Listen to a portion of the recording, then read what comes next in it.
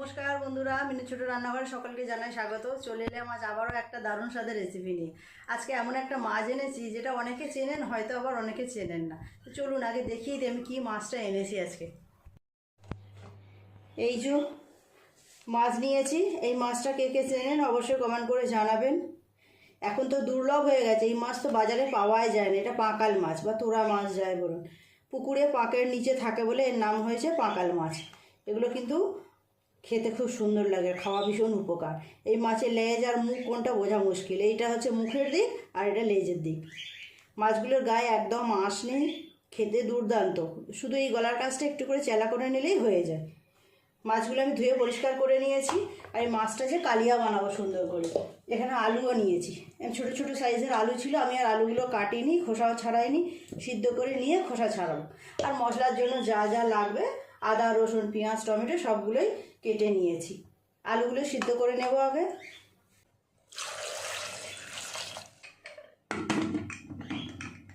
অনেকেই মাছটা চেনেই না। আলু সিদ্ধর জন্য বসিয়ে দিয়েছি, সিদ্ধ হোক। মাছটার মধ্যে নুন আর হলুদ মিশিয়ে নেবে। নুন দিয়েছি আর দিয়ে দিলাম হলুদ গুঁড়ো। এই মাছগুলো জ্যান্ত বেলায় কাটতে একটু অসুবিধা হয়।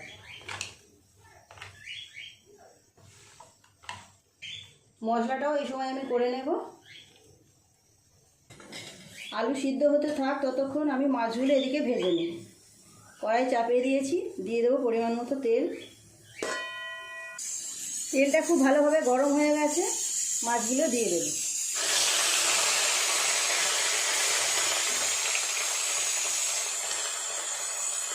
একটু চাপা দিয়ে দেবো,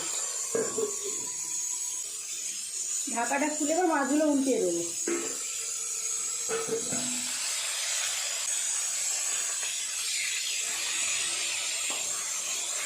এই মাছ কিন্তু ভাঙার একদম ভয় নেই। একটু 19-20 হলে ভেঙে যাবে, অন্য মাছ যেমন ভেঙে যায়, এই মাছ ভাঙার কোনো ভয় নেই।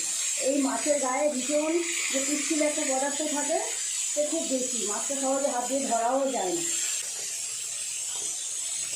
এই মাছগুলো ভাজা হয়ে গেছে, তুলে নেব। আর যে মাছগুলো আছে একইভাবে ভেঙে নেব।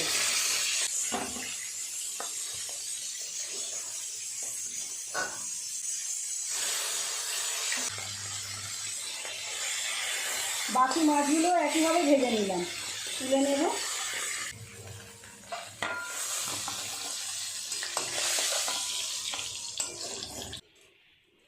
আলুগুলো সিদ্ধ করে কিছুক্ষণ নামিয়ে রেখেছিলাম ঠান্ডা জল দিয়ে, ঠান্ডা হয়ে গেছে। খোসাগুলোকে এইভাবে ছাড়িয়ে নেব।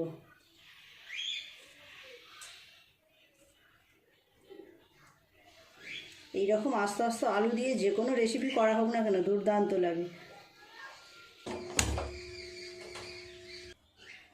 কড়াই চাপিয়ে দিলাম, কড়াই গরমও হয়ে গেছে। তেল দিয়ে দেবো পরিমাণ মতো। ফোড়নে দেব তেজপাতা, শুকনো লঙ্কা, দারচিনি, লবঙ্গ, এলাচ। এই মাছগুলো কিন্তু অল্প মশলা দিয়ে ঝোল টোল বানালে ভালো লাগবে না, এইভাবে কালিয়া মতো করলে তবেই খেতে বেশি ভালো লাগে। পেঁয়াজটা ভালো করে ভেজে নেবো নেড়ে চেড়ে।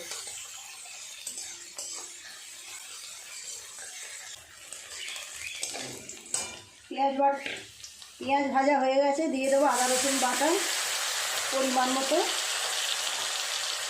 Tomato paste. টমেটো আমি তো পেস্ট করে দিয়েছি, আপনারা চাইলে কুচিয়েও দিতে পারেন। পেস্ট করে দিলে গ্রেভিটা খুব ভালো ঘন ঘন হয়, ওই জন্য পেস্ট করে দিলাম। বাকি মশলা দিয়ে দেবো এর উপর। হলুদ গুঁড়ো 1 চামচ, জিরের গুঁড়ো, ধনের গুঁড়ো 1/2 চামচ করে দিলাম, লঙ্কা দেবো 1/2 চামচ, নুনটা স্বাদ মতো।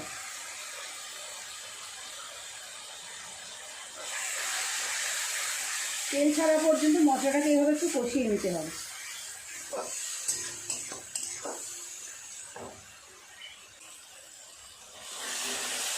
মশলাটা খুব ভালোভাবে কষিয়ে নিয়েছি, দেখুন মশলা থেকে তেলও ছেড়ে দিয়েছি।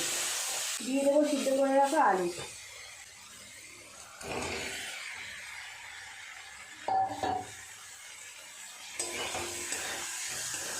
আর একটু ভালো করে নেড়ে চেড়ে আলুর সাথে মশলাটাকে এইভাবে কষিয়ে নেবে।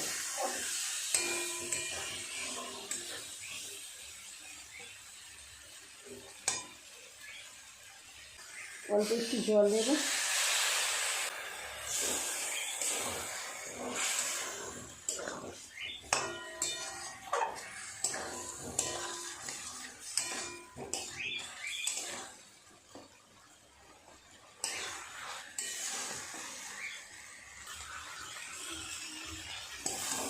আলু আর মশলা খুব ভালোভাবে একটু কষিয়ে নিলাম, সময় নিয়ে পরিমাণ মতো জল দিয়ে দিই।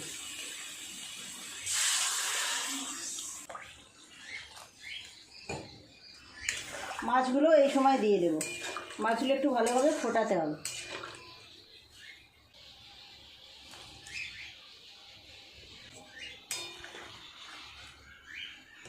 আপনারা যারা কোনোদিন এই মাছটা খাননি অবশ্যই একবার রান্না করে খেয়ে দেখবেন।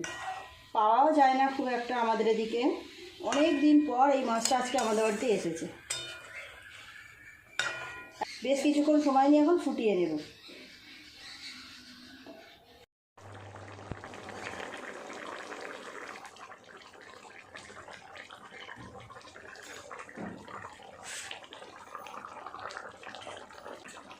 মাছ দেওয়ার পর বেশ কিছুক্ষণ ফুটিয়ে নিলাম।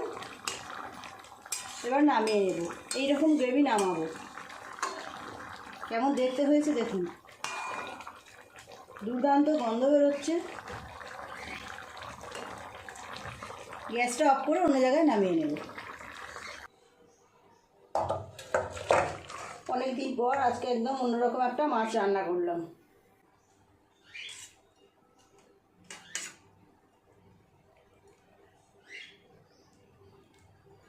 বান মাছ, তোরা মাছ, এইসব মাছ খেতে কিন্তু দুর্দান্ত লাগে। আমাদের এদিকে আর সচরাচর এখন পাওয়া যায় না সবসময়। অনেক দিন পর বাজার থেকে আজকে এই মাছটা এলো। কেমন দেখতে হয়েছে দেখুন বন্ধুরা, কমেন্ট করে জানাবেন কেমন লাগলো আপনাদের। আপনারা কে কে খেয়েছেন, কে কে চেনেন এই মাছটা, অবশ্যই কমেন্ট করে জানাবেন। আর এই রেসিপিটা কেমন লাগলো কমেন্ট করে জানাতে ভুলবেন না। ভালো লাগলে একটা লাইক করে দেবেন। আমার চ্যানেলটি এখনও পর্যন্ত যারা সাবস্ক্রাইব করেনি প্লিজ আমার চ্যানেলটি সাবস্ক্রাইব করে পাশে থাকা বেল ঘন্টিটা ক্লিক করে দেবেন। তাহলে যখনই আমি এইরকম নতুন নতুন কোনো রেসিপি আপলোড করব সবার আগে তা আপনার নোটিফিকেশনে পৌঁছে যাবে।